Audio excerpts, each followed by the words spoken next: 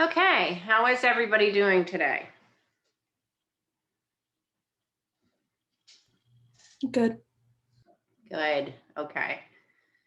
So, today, we're gonna go back to our show. I posted Wednesday's show. I found it, the one that I had been working on. I couldn't find it, and then I found it. And I posted it with the date of February 10th under files on Canvas so that you can look at it. And then today we're going to work on it some more. But one of the things on the syllabus for today that I want to talk about is ethics. And we'll just have a kind of a brief discussion about ethics in terms of television news, in terms of producing. Where do you think ethics would come into play in the daily life of a producer? What are some things that you would want to think about as a producer when you are producing your show?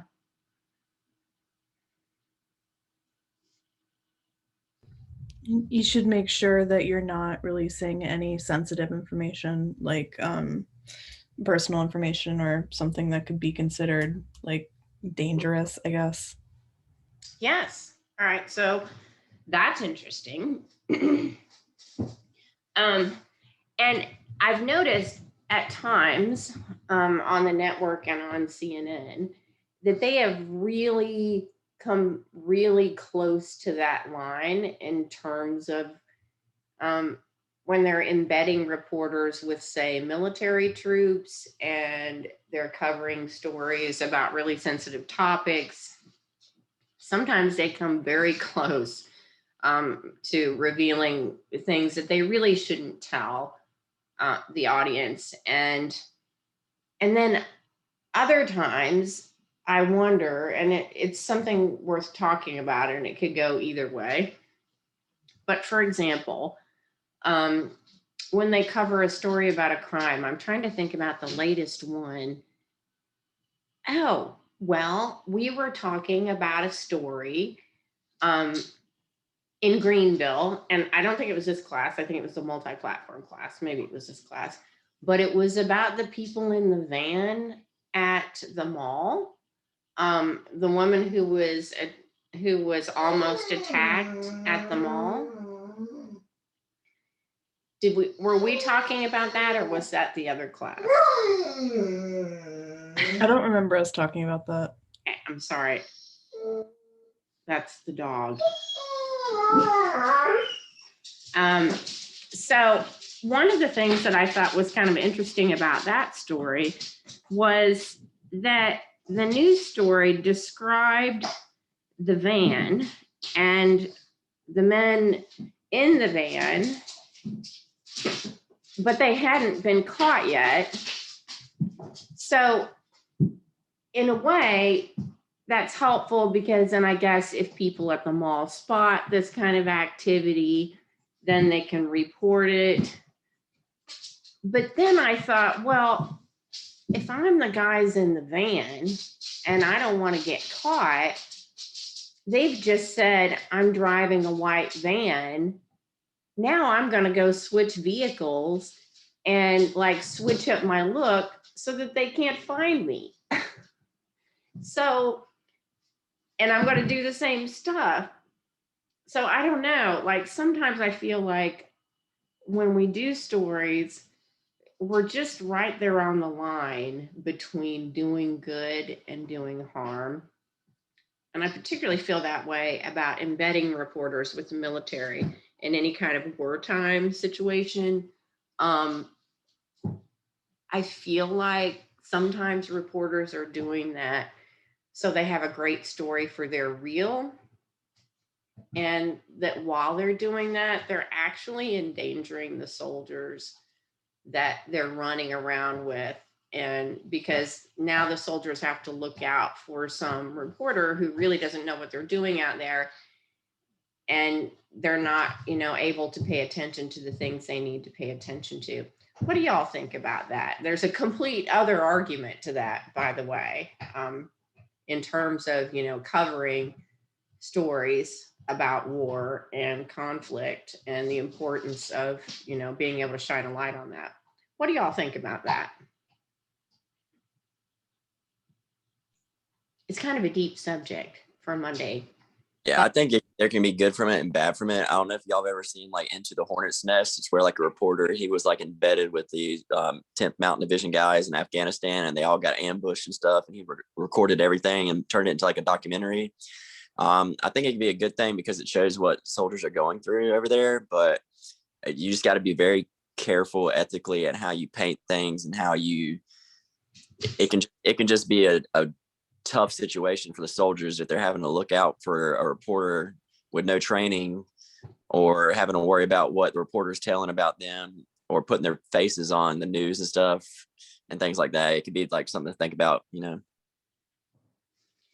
Yeah, sometimes, I guess because I worked in news and I feel like sometimes journalists can be somewhat self-serving in terms of, I want to go out and do this really exciting story because, then I'm going to win an Emmy for it, or, I'm going to get some great recognition for me being embedded with these troops and it's exciting and all of this.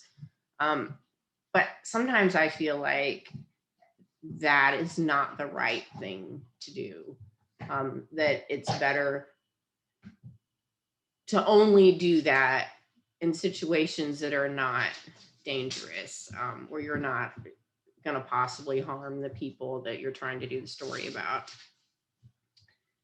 But it's really it's kind of a dilemma, and it depends on the situation. What about reporting crimes and, back to the van story, and suspects who have not been apprehended yet? What happens sometimes when we describe suspects?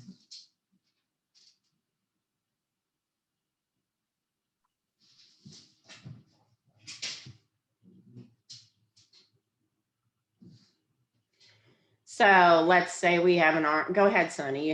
You unmuted yourself. Oh, yeah. I was just going to say that a lot of the times they kind of lean on physical descriptions, and a lot of the time it aids to stereotypes. It does, and it's dangerous.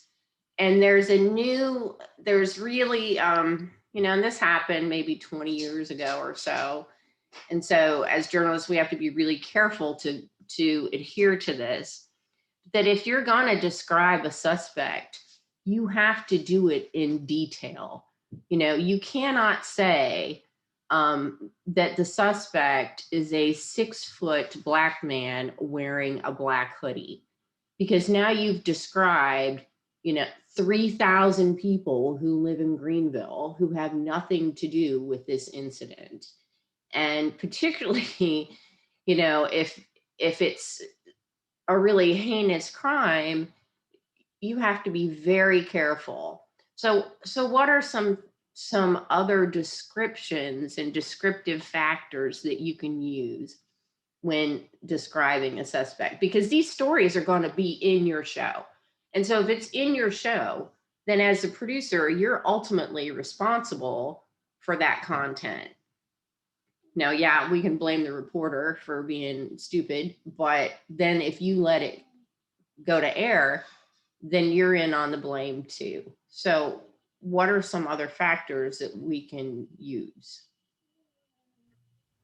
You could use more of a description of what they were wearing, or add some kind of visual if there was any footage caught, or like if they were in some kind of vehicle, you could add like the license number, the make and model of the car, something that isn't necessarily about their physical appearance.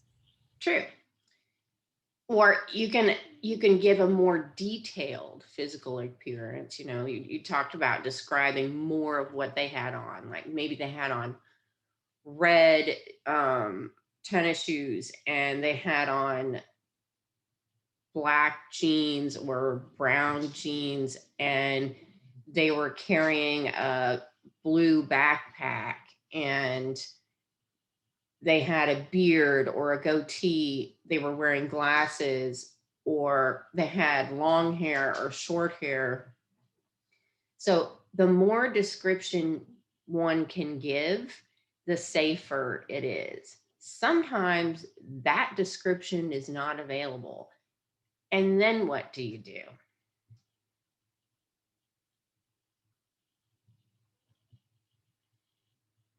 What are you forced to do at that point?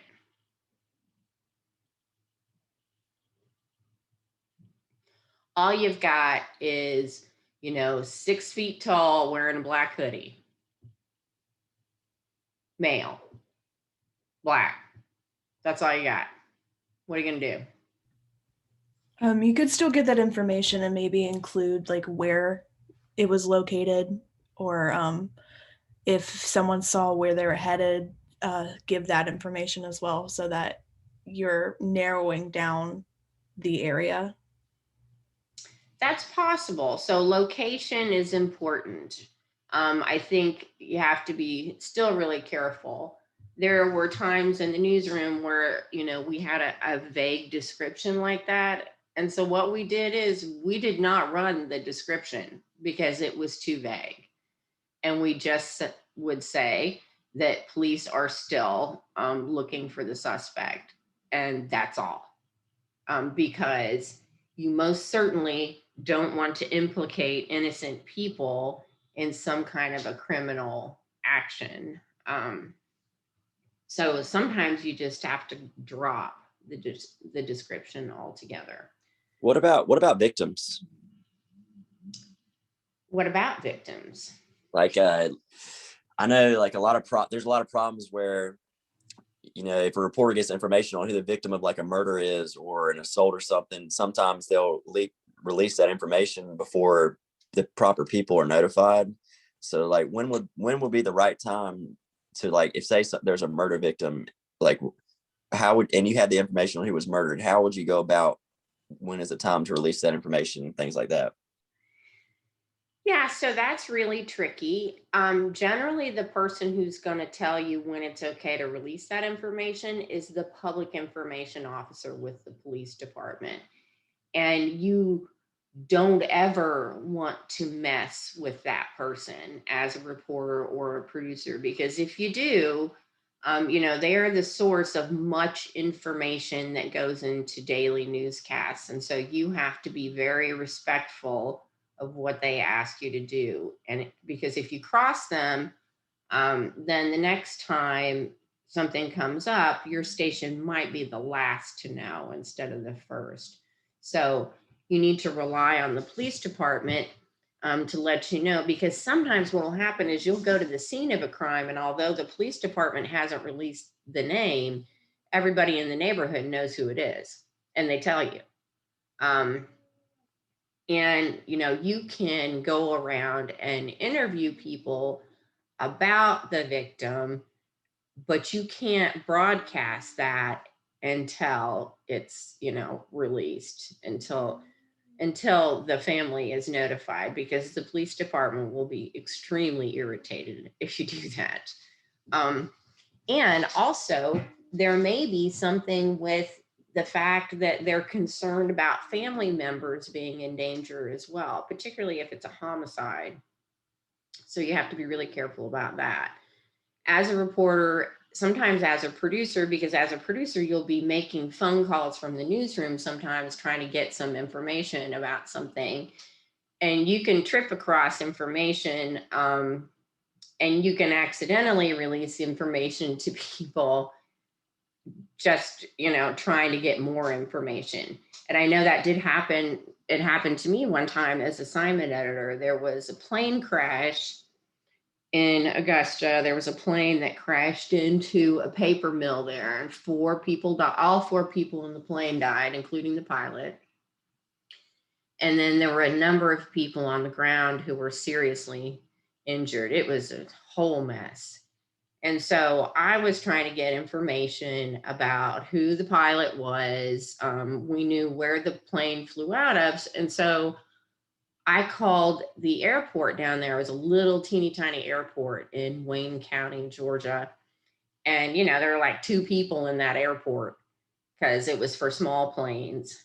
And I called up, assuming that they knew about the accident, because it had just happened a few minutes before. And I would have, one would think that people in a control situation in an airport would get some kind of information about this, but they didn't know. And the pilot was a friend of theirs. And so I was the one who told them that the plane had gone down. And that was not a good feeling. Now, I mean, they were going to find out eventually anyway. But I then, got the name of the pilot and how much experience he had had and all of that. And, there was a problem with the plane. That's what had happened. But that was kind of a chilling experience to have to tell them and not know that I was telling them, that their good friend had just died in a plane accident. So sometimes when you're a journalist, you have information that other people don't have, and you have to be really careful about that and telling people and, trying to get more information, etc. So there are a lot of ethics along those lines about having really sensitive information and releasing it. What are some other things? What about on a daily basis? So often we will ask experts to come on the air, maybe do a live newsroom during a newscast and explain a situation. The most recent thing would be the impeachment hearings for Trump.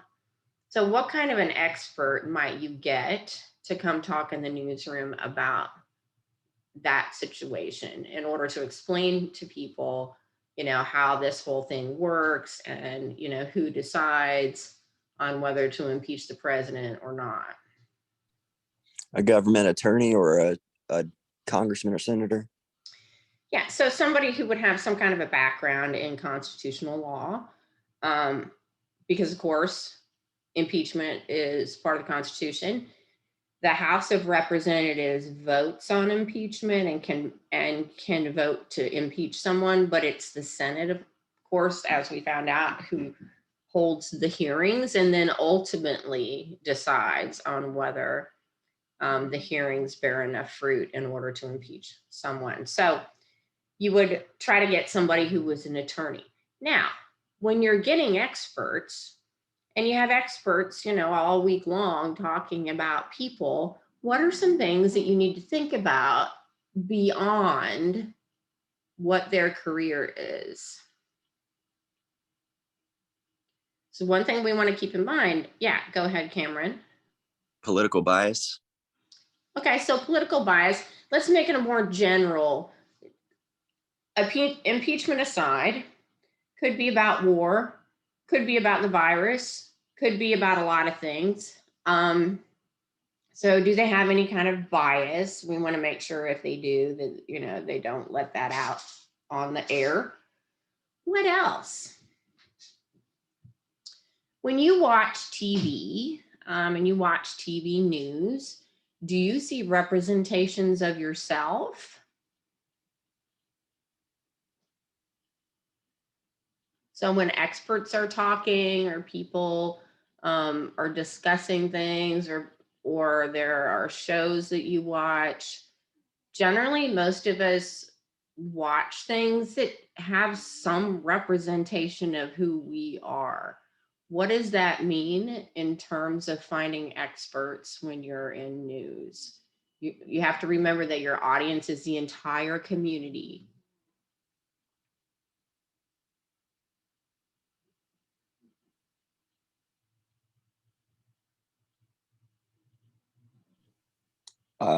Probably finding experts that people already know in the community, I guess. Yeah.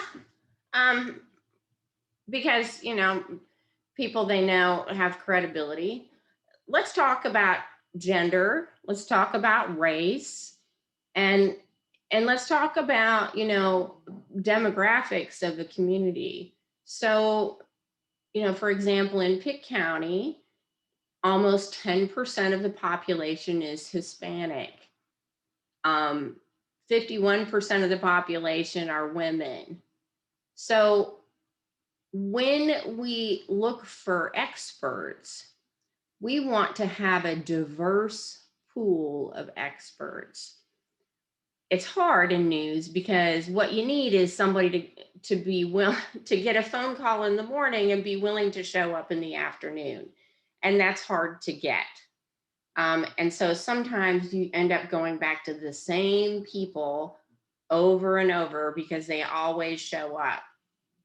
And in many situations, because the United States is noted for, you know, systematic racism and institutionalized racism and misogyny, it's a Rolodex full of old white guys. And so every time you call an expert and every time, you know, you talk about a topic, is some middle-aged or older white man coming on and talking about it. And that is not representative of the audience that we want to reach, is it?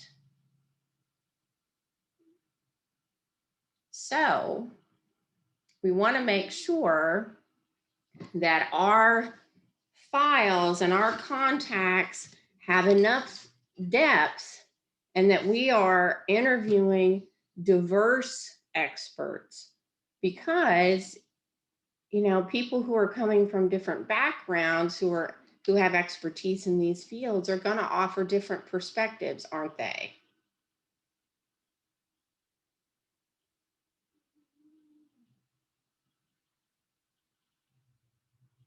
They are. So that's something we want to really be careful about. I'll tell you about an experience that I had last semester. I was doing a project and we were communicating health messages to an at-risk community in Greenville. It was West Greenville. And so we were producing some videos and I was always looking for B-roll. It was really hard to get B-roll. And it's very, as you know, it's difficult to get B-roll in medical situations because of HIPAA, and, you know, you can't get into the hospital and it's really trying.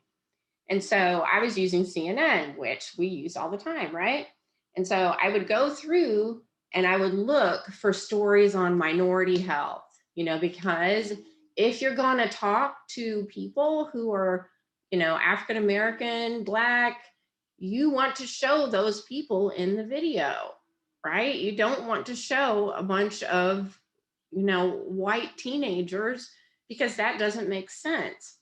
And when I went on CNN, I couldn't find anything like that. You know, there was very little diversity there. And the B-roll, often, unless it was in a big city and there was kind of a mix, and sometimes I could use that, it just wasn't available. And so as journalists, we have to do a better job of representing the people that we're talking to, because, I don't want a white man telling me about what it's like to be pregnant, because he doesn't know, you know? So we want to get people who have experience and are diverse and have different perspectives on issues. And we want to get a variety of people, because that is going to make our newscast a lot more balanced. Does that make sense? Yes, it does. Where could you look for these experts? What are some sources, some places you could go? Let's say you need a professor. How would you find one to interview? You just go to the website of any like college or university and go through their staff index, depending on what the topic was. Yeah. So, and ECU has a special place to look for that. If you go under the ECU News Bureau tab, there's a place called Experts, and there are faculty who, respond to a couple of questions about, what they have expertise in these three things. And you can look on there, and that way you can get a more diverse range of experts, so that you're not going back to the same people all of the time. And it doesn't always have to do with race or genders. Sometimes, do you know how many times last semester I was interviewed by WNCT and WITN, and Dr. Massey and Dr. Howard? Here we are, professors in the School of Communication, and often we have been the go-to for interviews about, so how are things going with online schooling? What do you think about ECU and the new chancellor coming in?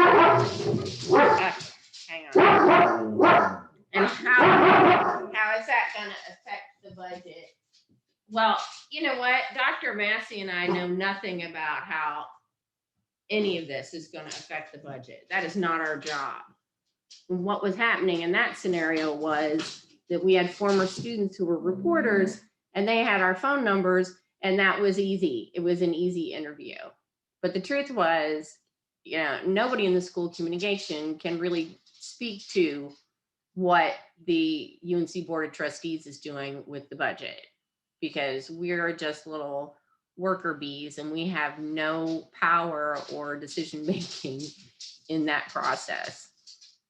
So we have to be careful as producers and reporters not to just go to the easiest person just to get a soundbite to get something on the air. And that's hard. But we have to be better than that. So when we think in terms of ethics, sometimes it's about experts. Sometimes it's about describing suspects and using sensitive information. There was another example that I was going to talk about, and it left me. But anyway, so there are a number of situations where we have to, I know. And I'm not sure if we've had this conversation in this class or if it was the other class where we talked about this. But we also need to consider community standards. Did we talk about community standards in here?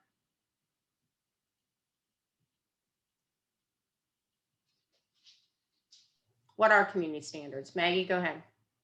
I was gonna say I don't think we talked about it, but maybe I'm wrong. But I don't think. Okay, well, if you don't think we have, we probably haven't. So because I've taught this class for 10 years, sometimes I remember talking about it, but it was actually last semester and not this semester. What are community standards? And this is important for producers, because you will often run stories that, are questionable in terms of community standards. Because if there's any kind of violence going on, what about the insurrection at the White House on January 6th? What happened there?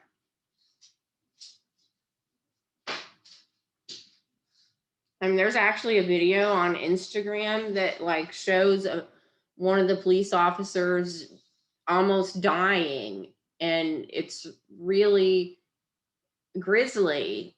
As a producer, what do you do with that? Say somebody sends you that video. What do you think, Cameron? I mean, it's kind of like when in my first communications class with Dr. Hubbard, he talked about community standards and about things that are obscene, and he used the 9/11 jumper image. Yeah. With the guy jumping off the building, and he said there's some moments where some things that may be obscene but correlate to the greater picture, it can be used. But like, say for instance, someone being shot and at the Capitol, and you've seen the person bleed out, and you're shoving a camera in the person's face and broadcasting it, maybe that's not a good thing to show. It's all about what's happening around, I guess, is what I'm trying to say. If it fits the situation. Yes. So there was a newspaper in California that got a lot of flack for showing a young boy. I can't remember how old he was, maybe 3, who had, or maybe it was Texas, who had drowned. They were migrants, and this child had drowned trying to cross the river with his parents. And they pulled his little body out onto the shore, and of course the reporter was there and took a picture of it, and it was on the front page of the newspaper. And a lot of people were really upset by that, showing a child's body after they had drowned was too much for people to see. What do you think about that?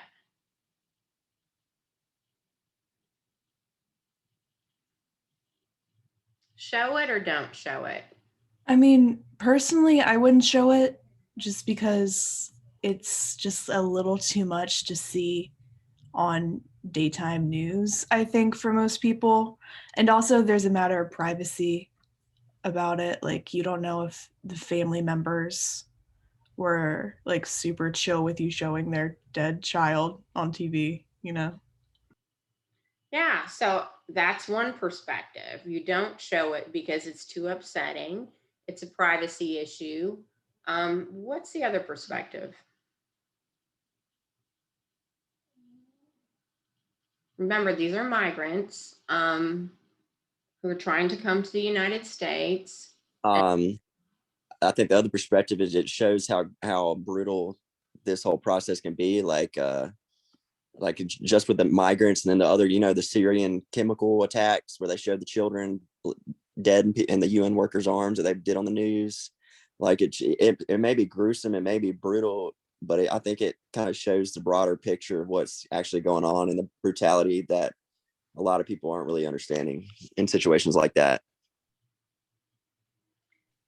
So I agree with that. And historically, I'm not sure if anybody talks about this, and I'm sure in the American Development of Journalism, I don't know if you all have had that course yet with Dr. Hubbard.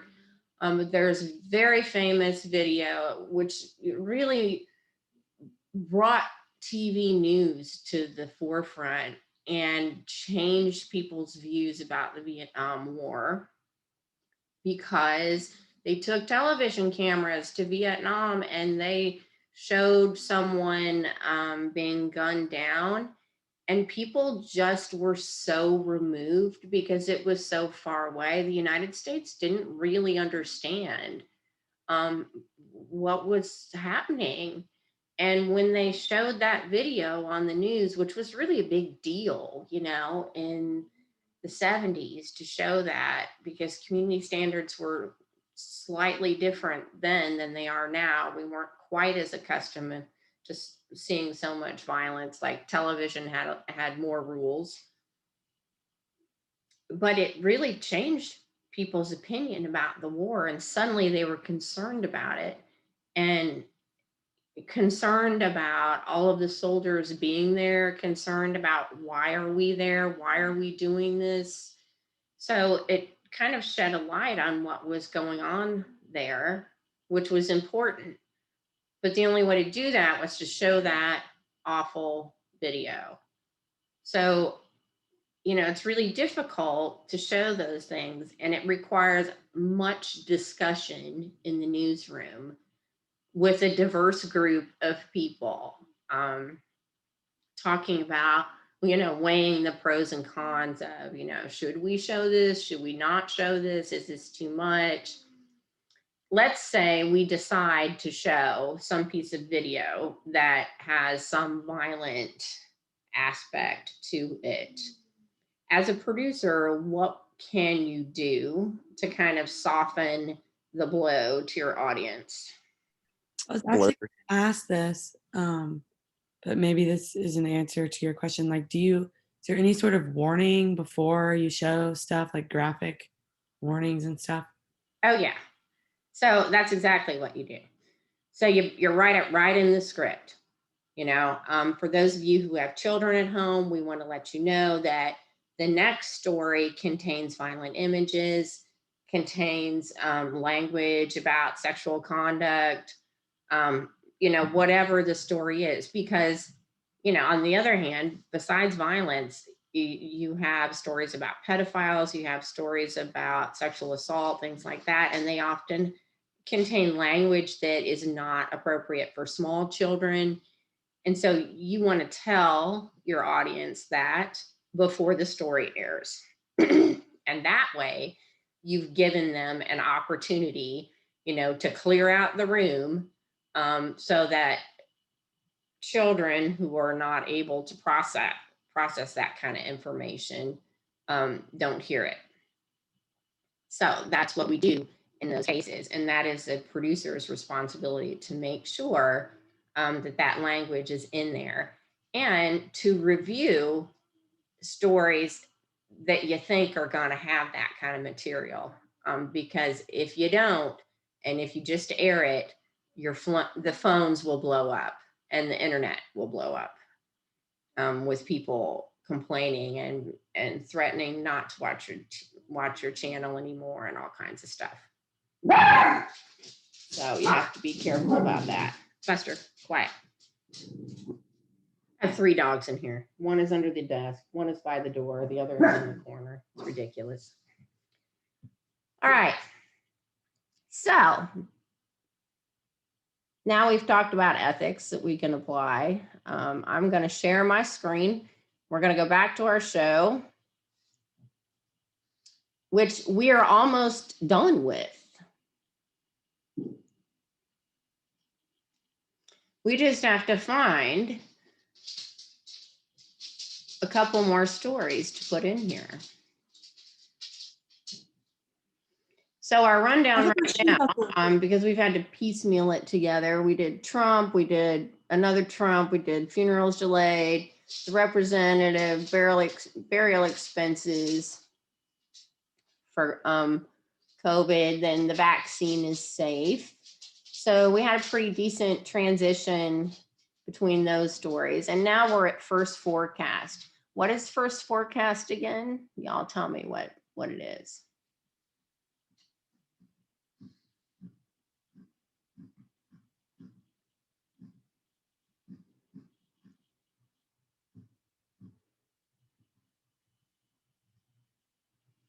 What's first forecast? What do we talk about?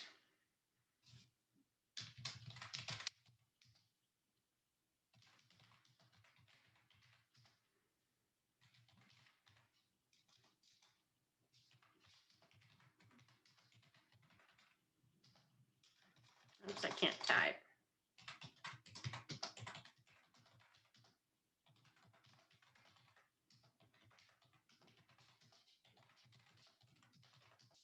Can y'all see me typing? Yes. So first forecast is just the first weather section of the show? It is.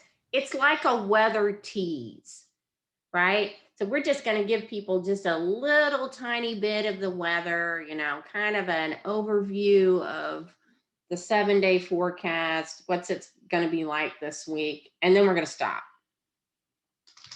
Then we're going to go back to the show,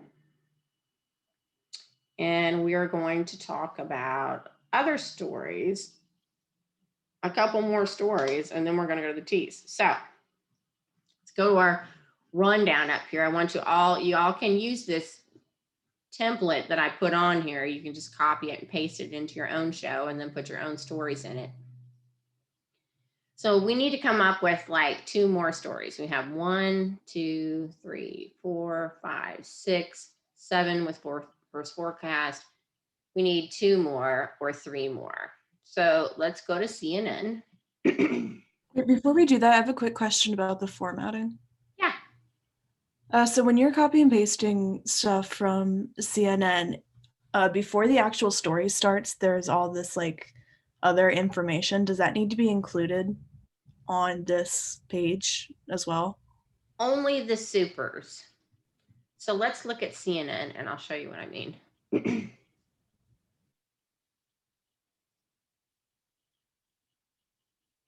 Oops, hang on.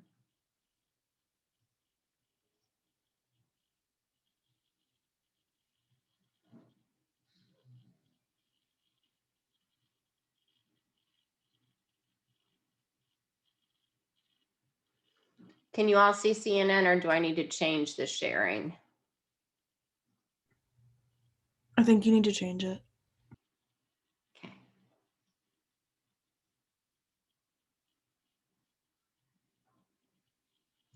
So let's give it a second and you should see CNN.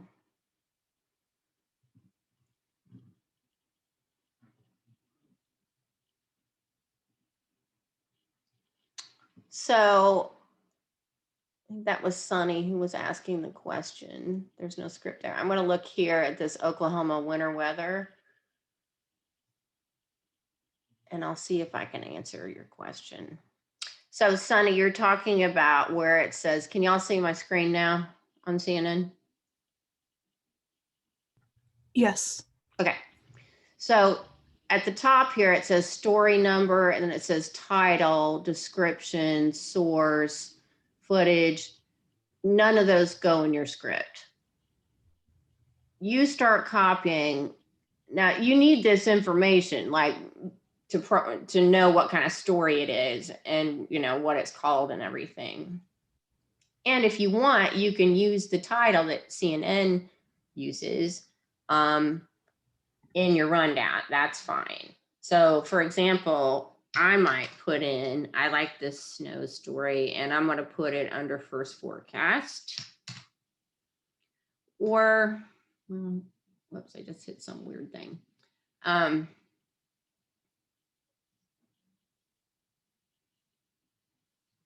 might actually add it. Yeah, I'll add it right after first forecast. That'll make sense. So I just called it winter weather, snow in Oklahoma.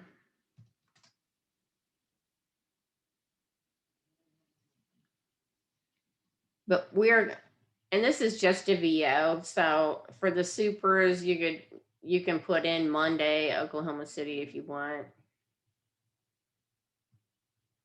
And they don't have the script in here yet, it doesn't look like, but they'll have it in pretty soon. But this other information, like the station that provided it, you don't need any kind of length for a VO. You don't need to know the reporter or any of that or the description. That's just so that you know whether you want to run the story or not. I just want to look at this video real quick.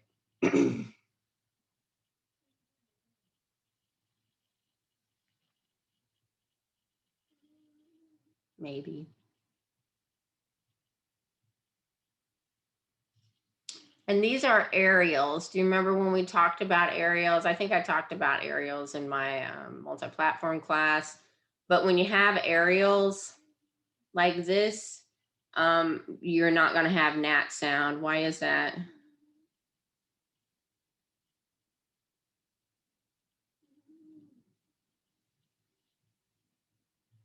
What kind of gnat sound would you get with aerials? Are you gonna hear what's going on in the ground on the ground? No, you're gonna hear like a helicopter or a drone, whatever you're using to get the footage. Yeah, all you're gonna hear is a helicopter, and it's gonna be really loud and annoying. So any kind of aerials are always silent, unless unless the reporter is doing a package and they just want a tiny bit of that helicopter sound to enhance the package.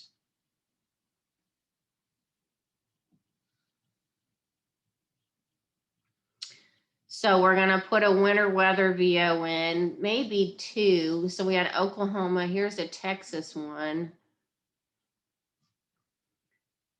And we can put those VOs right after first forecast because weather is a big deal, as we discussed. And every producer in the world loves weather video. I'm just saying, it's great. So I'm going to put this winter weather Texas as another VO in the show here.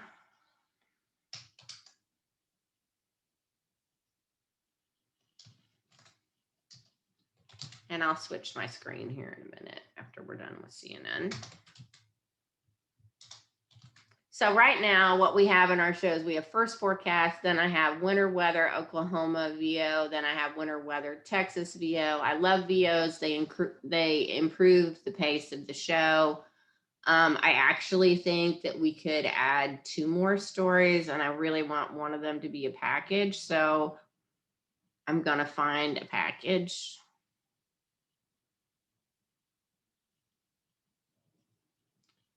I just added another row. I'm going to find a package, and then I already spotted, I don't know if y'all saw this,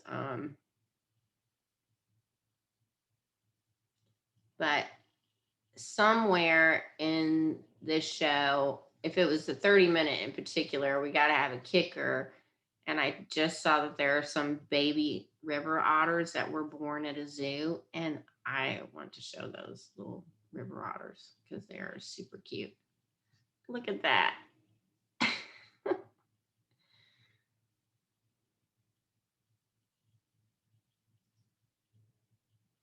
And sometimes you can do a kicker at the end of the first 10-minute block. Like, look at that.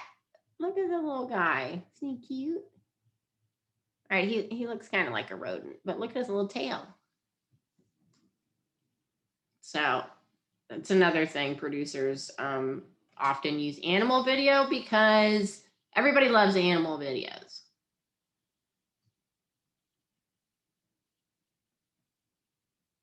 So they were born at the Rhode Island Zoo, and that's a VO still. Interesting.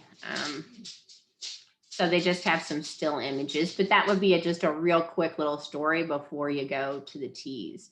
But I also want some kind of a package. Here's a look live about how weekend travel was busy. There's also a health minute about what to know about pharmacy vaccines. That seems like a good story. What do y'all think? We need a package, and we just need another story in here. Let's take a few minutes and look at some of these stories that are on here. Find a package that we can put in there. See what you think. Do you remember how to get to CNN? You go to newssource.cnn.com, and the username is EAU, and the password is agent, AGENT.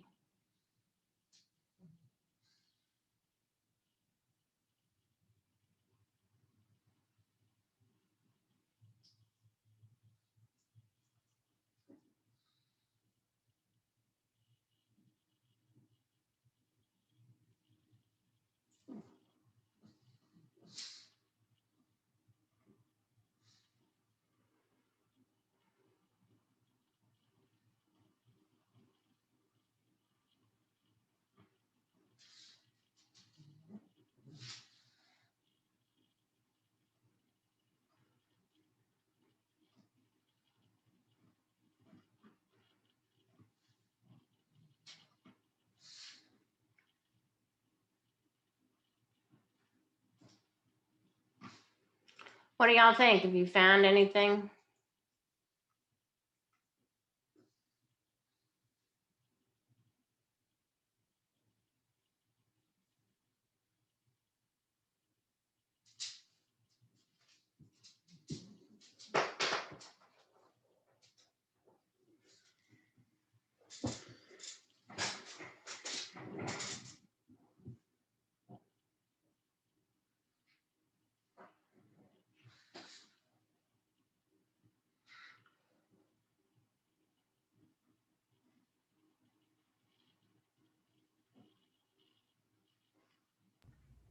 There's a story about a new vaccine that's being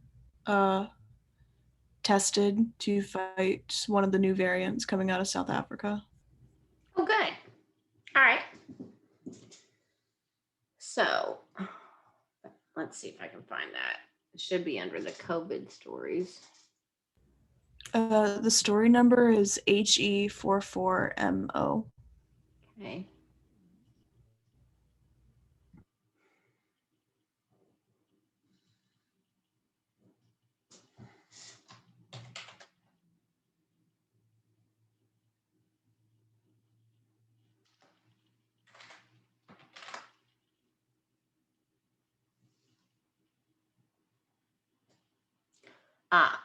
Is this it? Novavax test new vaccine? That's Yes. it? Yeah. Is that it? Okay. Yeah, we could run another video.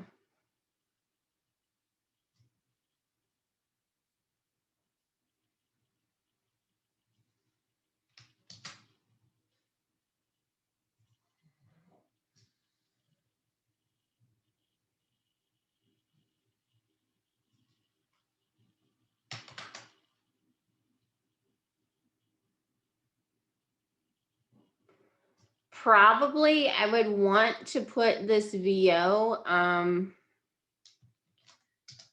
would want to move it up above first forecast where we're talking about the vaccine. So we can do that.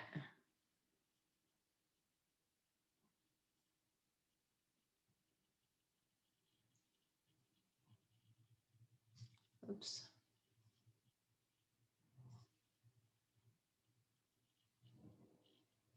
And why do we do that? Why am I doing that? Because we should group like stories together. Right.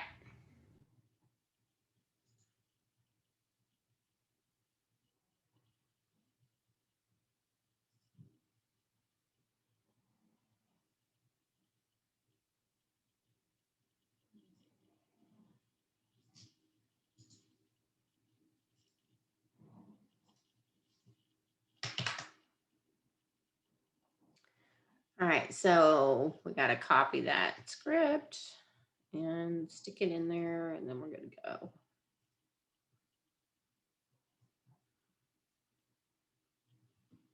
So while I'm copying this script and switching my screen so that you can see,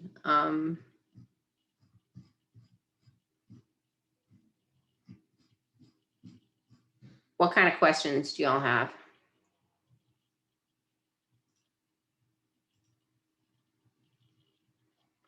Because, and I'll have to check online, but on the syllabus, our first 10-minute show is due February 24th. So that's a week from Wednesday.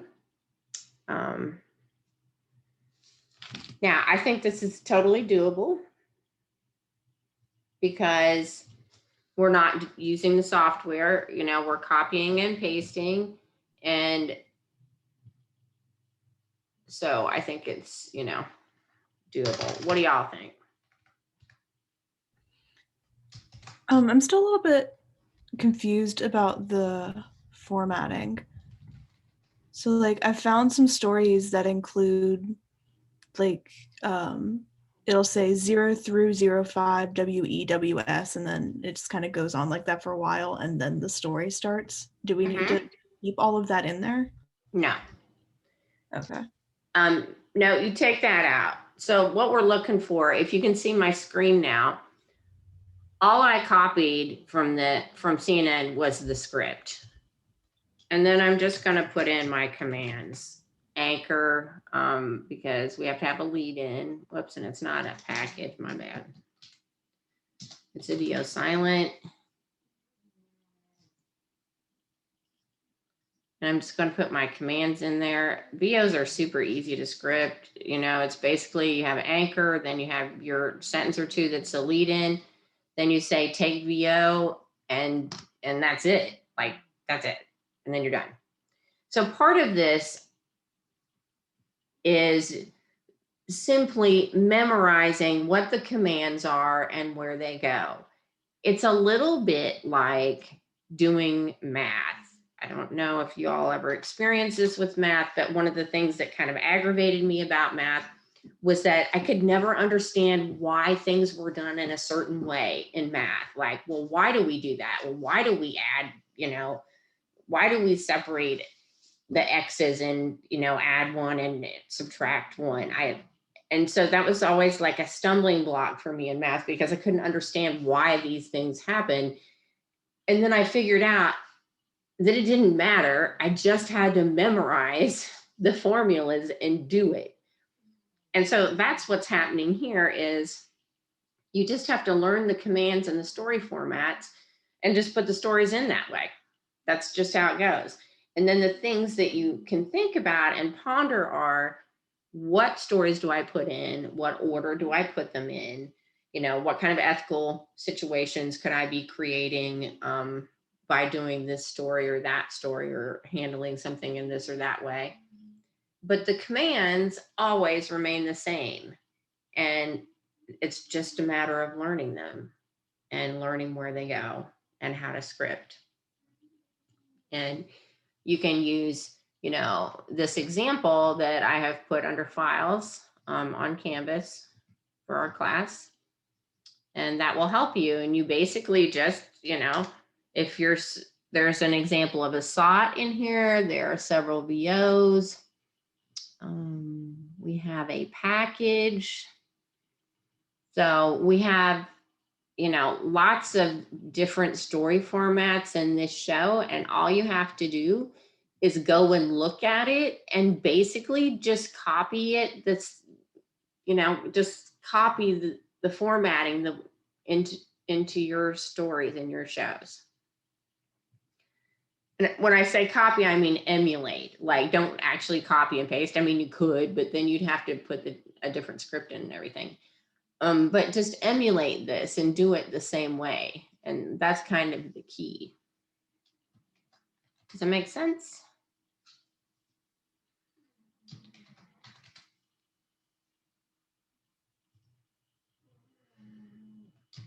And I think Yes. between 30 or 35. So how many stories do we have now? We have 1, 2, 3, 4, 5, 6, 7, 8, 9, 10. Very good. I'm going to be a little extra today, and I'm going to put my little otters in there because I really like the otters, but I don't think they had a script in. That makes me sad. So then I can't. And there was no script for these weather stories that I have to put in. So that's a neck. So I have to, figure that shit out. All right, here we go. And if we go back to I think the first one was, so sometimes we just have to kind of wing it and maybe look up the weather in other stories. Our first one is Oklahoma.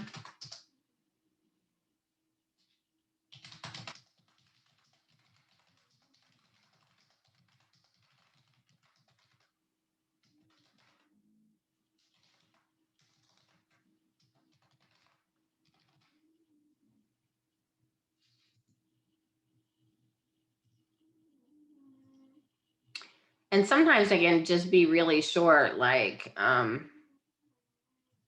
because there's like on the video of the Oklahoma weather, well, I mean, there's not a ton to say because it's just an aerial showing the snow. there was a similar one with Chicago, and then we had the Texas one.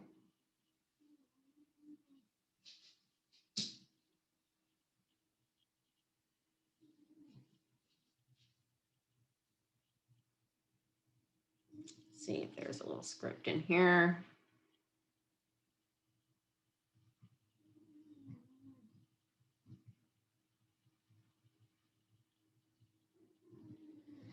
No, there's no script yet. So annoying, so annoying. So that means I got to come back and find the script later. Then we had Texas weather. We put that in. Let's see if that has a script.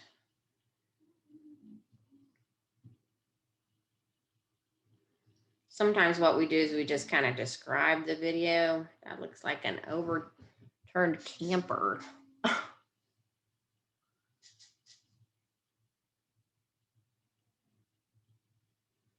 And here's some information. Apparently power outages are causing rolling blackouts.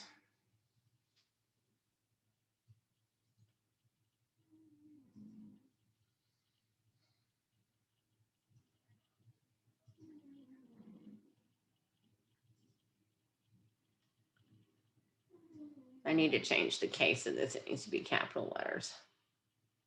All right, so what we need to do, what y'all need to do is, start filling out your shows, find all your stories, do it all in one day, and copy the scripts into your Word document. And then you can go in later and start formatting it and putting them into the rundown here, right? So that we have to, because I have to have the rundown. One thing we haven't talked about, which we will talk about on Wednesday, because I don't really want to get into it because it's a little longer conversation, is teases.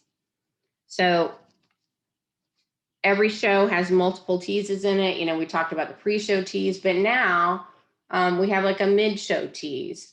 And so we're going to have to find a story, although we're not going to indicate the story in its entirety in this 10-minute show. We are going to tease it as if it runs in the third block. What runs in the second block? Do you remember? Here's our first block. First block is hard news, most important things going on. Third block.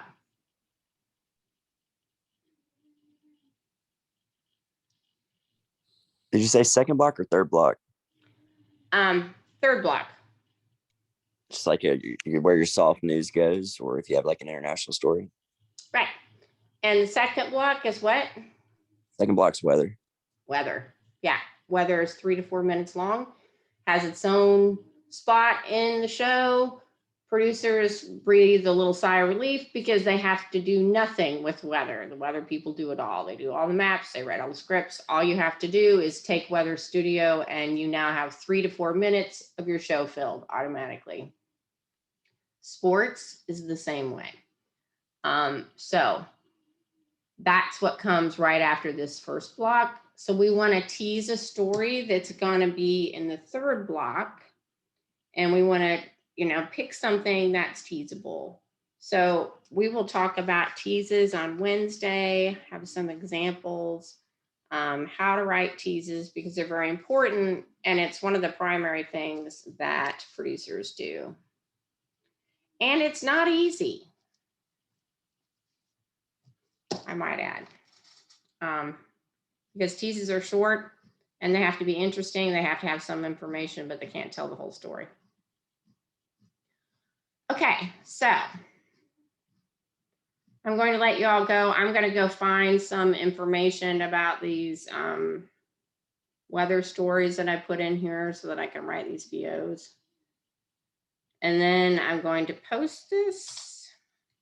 So I told y'all I posted last week's show, which is, now we've added to it. So then I'm going to post this, and I'm going to change the date to today's date so that you'll have, multiple rundowns in there kind of showing how the show is evolving along the way. I don't know if that'll be helpful or not. But anyway, then it'll all be there. How about some questions?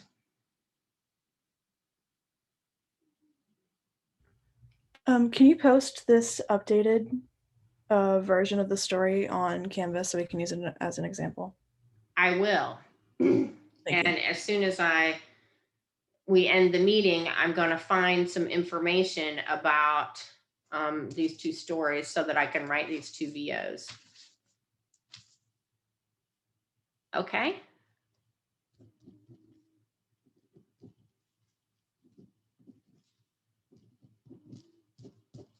I got to find some facts in order to write these VOs because CNN has not posted the scripts yet.